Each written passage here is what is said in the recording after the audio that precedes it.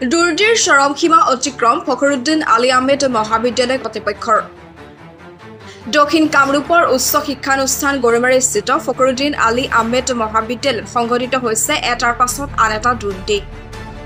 মহাবিদ্যালয়খনৰ ভাৰপ্ৰাপ্ত অধ্যক্ষ আব্দুল আৱাল সাহাবৰ নেতৃত্বত সংঘটিত হৈছে ভয়াৱহ কেলেংকাৰী। 2-3জন ভ্ৰষ্টাচাৰী অধ্যাপকক লগত লৈ অধ্যক্ষ আব্দুল আৱাল সাহাবে মহাবিদ্যালয়খনক দুৰ্নীতিৰ পাঠশালাত পৰিণত কৰিছে। মহাবিদ্যালয়খনত চলি থকা নিৰ্মাণ কাৰ্যৰ 50 বেগ চিমেণ্ট সৰলকি কৰাৰ অভিযোগ উত্থাপন হৈছে মহাবিদ্যালয় কৰ্তৃপক্ষৰ বিৰুদ্ধে।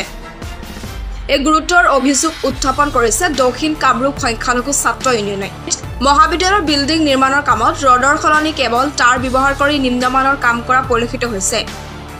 ইমানতে ক্ষান্ত নাথাকি অধ্যক্ষ আব্দুল আৱাল সাহাবৰ নেতৃত্বত চাকৰিয়াল পৰিয়ালৰ ছাত্ৰ-ছাত্ৰীৰ নামভৰ্তিৰ মাচুল সংগ্ৰহ কৰি সেই ছাত্ৰ-ছাত্ৰীক BPL শ্ৰেণীৰ ছাত্ৰ-ছাত্ৰী হিচাপে দেখুৱাই বৃহৎ পৰিমাণৰ ধন আত্মসাৎ কৰিছে।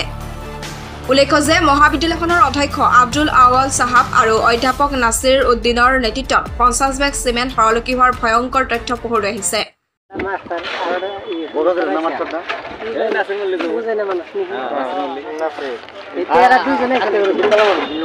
অসম চৰকাৰৰ উচ্চ শিক্ষা সঞ্চালকৰ পৰা উচিত তদন্ত মৰ্মে বৃহৎ ব্যৱস্থা গ্ৰহণ কৰিবলৈ আহ্বান জনায় দক্ষিণ কামৰূপ আমছুৱে। সচেতন ৰাইজকো মহাবিদ্যালয়খনৰ স্বাৰ্থত এখোজ আগবাঢ়ি আহি মহাবিদ্যালয়খনক দুৰ্নীতি আৰু ভ্ৰষ্টাচাৰৰ কবলৰ পৰা উদ্ধাৰ কৰিবলৈ আহ্বান জনায় দক্ষিণ কামৰূপ আমছুৰ বিষয়ববীয়াসকলে। উচ্চ শিক্ষাৰ সঞ্চালকালয়ে বিষয়টোৰ ওপৰত কি ব্যৱস্থা গ্ৰহণ কৰে সেয়া সময়ত হ'ব লক্ষণীয়।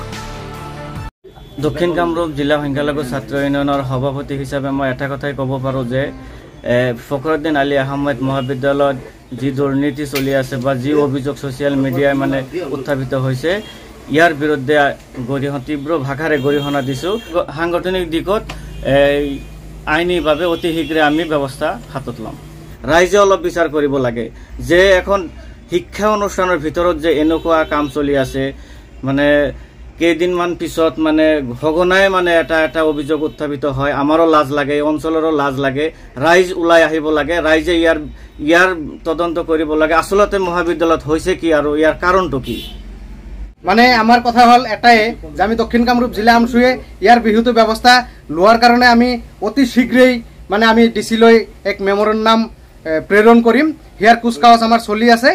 আপোনালোকে দেখিবলৈ পাব যে যোৱা এডমিশ্যনত আপোনালোকে চাব BPL মানুহ APLত সোমাই আছে, APLৰ মানুহ BPLত সোমাই আছে। আমাৰ কানহাৰাৰ এটা ষ্টুডেণ্ট আছে, আমাৰ হাতত মজুত আছে তথ্য। সেই ল'ৰাটোৰ দেউতাকে বেলেগ কলেজ চুমৰীয়া কলেজত চাকৰি কৰে, কিন্তু তাৰ নামো BPLত আছে। আকৌ তাৰ পৰা পইচাও লোৱা হৈছে। সেই ল'ৰাটো পইচাৰে এডমিশ্যন লৈছে, কিন্তু সেই ল'ৰাটোৰ আকৌ BPLত নাম আছে। আপোনালোকে একবাৰ চাই ল'ব, আমি আপোনালোকক প্ৰুফখিনি দি দিম। কিন্তু তাৰপিছত চাওক আমাৰ যিটো কলেজ কৰ্তৃপক্ষৰ মাজত আপোনালোকে কিমান গাফিলতি আপোনালোকে চাই ল'ব একবাৰ। আপোনালোকে তাতেও সোমাওক, আপোনালোকক আমি আহ্বান জনাম আপোনালোকে তাতে সোমাই একবাৰ চাওক। এটা কণ্ডাকশ্যন চলি আছে, সেই কণ্ডাকশ্যন কুমুটিবলৈ সিহঁতৰ আছে। আমাক কৰ্তৃপক্ষই যিখিনি জনাইছে আজি যে সেই কৰ্তৃপক্ষই মিলি সিহঁতে বোলে 200 বেগ চিমেণ্ট আনিছিলে।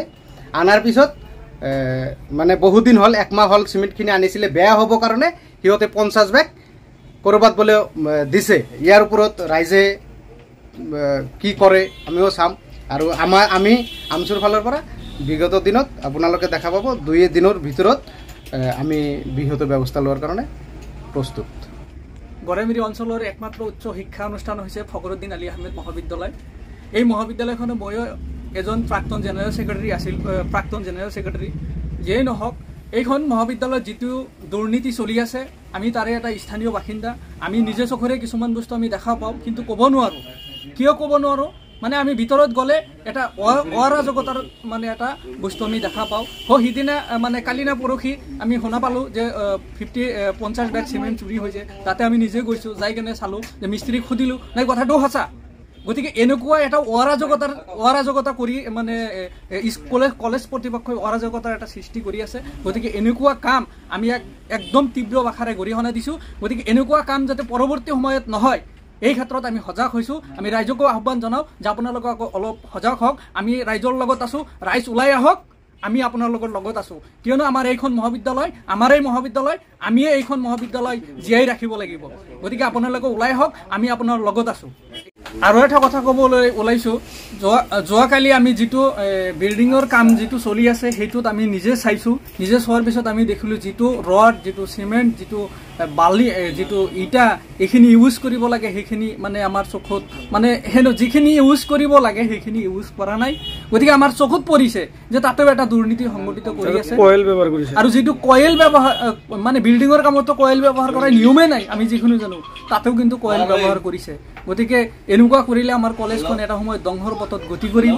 গতিকে ৰাইজক আমি আহ্বান জনাওঁ আপোনালোকে নামভৰ্তিৰ ক্ষেত্ৰত দুৰ্নীতি হোৱা বুলি অভিযোগ উত্থাপন আৰু এটা কথা নামভৰ্তিৰ ক্ষেত্ৰত যিটো মানে আমি দেখা পালো যে কিছুমানৰ দেউতাই চাকৰি কৰাৰ পিছতো কিন্তু সিহঁতৰ পৰা পইচা 5,500 টকা লৈছে কিন্তু তাতে এডমিশ্যনত দেখাইছে মানে ফ্ৰী এডমিশ্যন গতিকে আমাৰ তাত তথ্য আছে লাগিলে আমি সময়ত ৰাজহুৱা কৰিম আৰু এনেকুৱা এটা নহয় বহুত আছে তথ্য লাগিলে আমি সময়ত ৰাজহুৱা কৰিম এইখিনি